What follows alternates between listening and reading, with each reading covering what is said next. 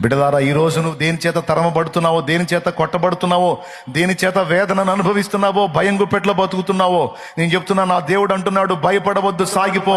నిన్ను తరుముతున్నవి అడ్రస్ లేకుండా నేను చేస్తా.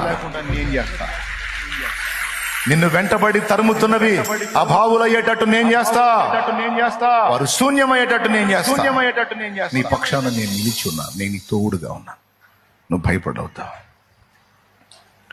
నా తండ్రి ఈరోజు నీతో మాట్లాడుతున్నాడు. ధైర్యం తెచ్చుకో, మళ్ళా ప్రయాణం మొదలు పెట్టావు. ఈసారి గెలుపు నీదే, ఈసారి విజయం నీదే. ఇంతవరకు సాధించలేని కార్యాలు మునుముందు నువ్వు చూడబోతున్నావు. నా దేవుడై జరిగించబోతా ఉన్నాడు. ఆమేన్, ఆమేన్. ఆత్మీయ జీవితంలో కూడా నీకు జయాన్ని అనుగ్రహించబోతున్నాడు నా దేవుడు.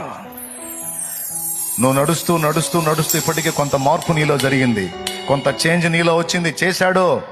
కొంత రూపకల్పన నీలో చేశాడు. ఇక మిగిలింది కూడా ఆయనే పూర్తి చేస్తాడు. పరిపూర్ణ పరిశుద్ధునిగా, పరిశుద్ధురాలిగా నిన్ను చేసి ఆయన ఎదుట నిలబెట్టుకున్నట్టుకు ఆయన శక్తిగల దేవుడు.